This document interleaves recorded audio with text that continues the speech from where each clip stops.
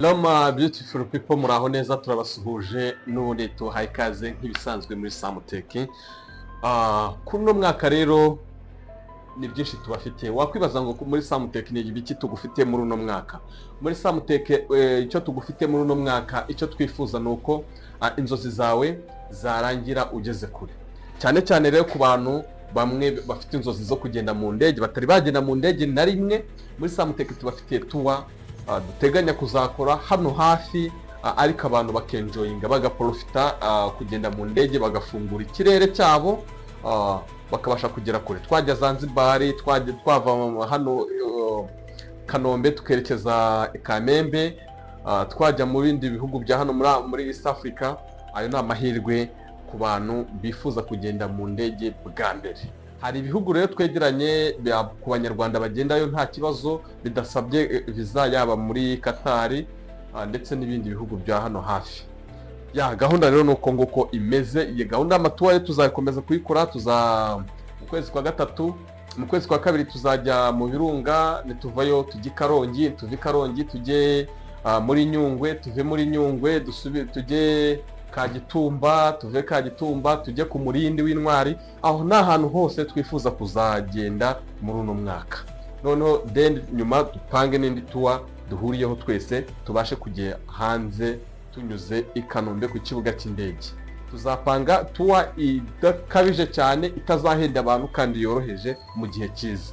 Muri comment muratwandikira mutubwira igihe mwifuza ko tuwa twazishyira ku rutonde. Turabaha urutonde rw'ukuntu zoroganije, mwebwe nyuma muzatubwira uko mwifuza ko twazoroganiza, bitewe n'ukuntu amatariki mwifuza ko yaba ameze. Rero kuri ubu ngubu tugufitiye andi ma offer y'umwaka ugomba kwitabira bikakubera umugisha. Ni ukuvuga ko dufite offer yo kujya gukorera muri Qatar.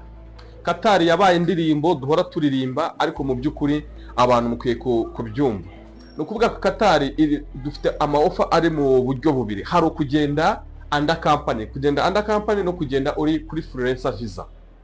Ni ukuvuga ko iyo ugiyeyo kuri company hari ibyo gusponsoringa, ariko iyo ugiye kuri freelancer visa byinshi urabyimenyera. Ariko turashaka kubabwira icyiza cyo kugenda kuri company, cyo kutagenda kuri company ahubwo kugenda kuri freelancer visa. Ni ukuvuga ko iyo ugiye kuri freelancer visa uba ufite kwigenga, ntabwo uba uri ingwate y'umukoresha wawe, pasiporo yawe uba uyifite, anytime ushobora kubona akandi kazi kisumbuyeho ushobora kukajyamo. Ariko iyo ugiye uri kuri company, ni ukuvuga ko igihe kigenwe mwasinye, niba mwasinye imyaka 2, uba ugomba kuyikora kabone niyo wabona kandi kazi kakisumbuyeho. Rero niyo mpamvu kugenda kuri freelancer visa wigenga nicyo kintu cyiza, kuko icyambere cyo akazi Katari ntagushaka kubura akazi karuzuye cyane tu. Cyetse kuri bantu babanenganenze bavuga ati nje sinakora aka kazi. Ariko kuba n'abasore bakiri single, ushobora gukora ubu rider, ushobora gukora ubu delivery, ushobora gukora ubu cleaner, ushobora gukora ubu security, ushobora gukora utuzi twishi mu ma warehouse, mu mashop, aho hose na ahantu mu bibuga by'indege ushobora kubona akazi. Ni ukuvuga ko rero icyo usabwa no kutugana muri Samuteki tukaguha consultation y'ahantu ushobora gukora cyangwa ikuntu ushobora gukora. Visa processing ni ibyumweru 3, uretse ko tuguha ukwezi kugira ngo nibitindaho gato bitazaduteranya nawe, ariko ntago bijya birenga ukwezi ukaba amaze kubona ibyangombwa bikwemera kujya gukora muri Qatar. Ugeze muri Qatar rero umukoresha wawe cyangwa umusponsor wawe ari capable kuguhereza indangamuntu, ariyo iyo ufite iyo ndangamuntu cyangwa iyo ndangamuntu icyo cyemezo kikwemerera kuba muri Qatar mu gihe cy'umwaka, kandi ukaba wemerewe gusaba akazi muri company yariyo yose ikabasha kuguha akazi. Nuko nguko bimeze. Ikindi ubwo twasobanuraga kuri icyo ngiki, dufite job offer muri Poland na amezi 3 ushobora kugenda ugiye kwiga cyangwa ugiye gukora. Kubona visa byo biterwa n'ukuntu witwaye imbere y'umukonsora. Ntago hano twagupromisinga ngo visa bari 100%, ariko amahirwe nayo abahari. Ikindi dufite visa application for working from Romania, Czech Republic, Germany, Italy, France, Ireland. Aho hose ushobora kubona akazi tubigufashijemo. Tukagira n'indi offer muri Canada twakomeje kuririmba ikintu bita express entry. expense entry. Expense entry ni ukuba ni application tugukorera ukaba wahagurukana hano na famiye yawe bitewe nuko wenda hari ibyo wujuje. Hari check eligibility bagenda criteria ni ukuba ufite experience y'imyaka 5 muri sector runaka, yaba mu buvuzi yaba muri engineering, ukaba warakoze hagati nibura y'amasaha 40 mu cyumweru, amasaha warakoze nibura mu cyumweru. Ikindi ukaba ufite icyo bita language certificate ama LTS. Dukunda kubabwira kenshi cyane ngo beta yuko mushaka ama LTS, mushaka ama TOEFL, mushaka ama Duolingo, ariko cyane cyane TEF, iyo bita TEF na LTS mugerageze muzishakishe kuko ziri gukora umuti. Hari ama language training center ushobora kujyamo ukiyandikisha ugakora certificate yawe ukayibona.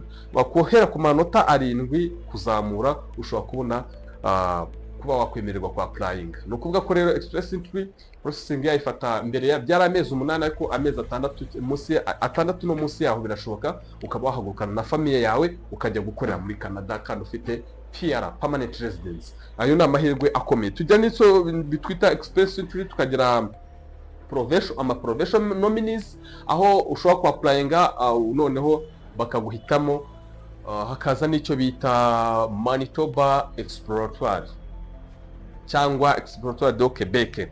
Izo nama offer aboneka muri Canada. Tukongera tukagirama ama offer mu minsi yashize twari dufite ama offer umuntu yakoraga bagushakiraga akazi ukishyura waramaze kubona visa, ariko kugeza ubu ngubu ntago ayo offer yararangiye, ntago iragaruka ngo twongere tuyibamenyeshe. Bafasha abantu bakeya kuri promotion, abandi twacyafite document zanyu. Anytime hano tuzajya tubona application muzajya mubona email yuko hari application yabakorewe. Tuzajya nukuvuga ko tuzajya tubakora application ahantu hose tushobora kubona document zanyu ushobora kugira agaciro. Twibutse nawe utarahoheza document zawe, email twayipininga muri comment hasi cyangwa muri description y'ikiganiro, nawe woherezemo document zawe kuri iyo email tujye tugukora application, and then mu gihe wabaye selected, mu gihe wabonye job contract, ibintu byaciyemo uze tugirane amasezerano y'imikoranire. Nuko nguko muri Canada bimeze. Canada tukongera tukajya n'icyo bita study loan, aho bakwishyura tuition fees bakakwishyura na cost of living. Icyo baba bagusaba we niyo bita cash collateral. Cash collateral ni nk'amafaranga y'ingwate kugira ngo babe sure yuko uzaza kwiga. Ayo mafaranga rero ntago bayagusubiza iyo wayishyuye, ahubwo ayo mafaranga n'ubundi bayahira kuri yanguzanyo yawe. Tukagira indi offer muri Australia kuri scholarship. Dufite scholarship zizaba intake zizatangira, application already zizatangira ku itariki ya 1 February. Niba uzi kuri best performer ufite amanota meza yaba bachelor, masters, PhD, ushaka nko kujya gukora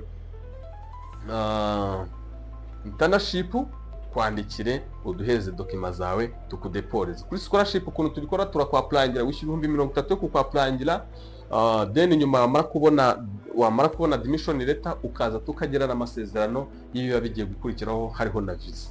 Murumva iyo niyo promotion twavuga tubafite muri Samuteka. Ikindi dufite tubafitiye nizo bita V2C, aho bakora equivalent y'amanota yawe ndetse na eligibility criteria yawe, assessment, noneho skills yawe ikaguhereza akazi, cyo twita skilled trades.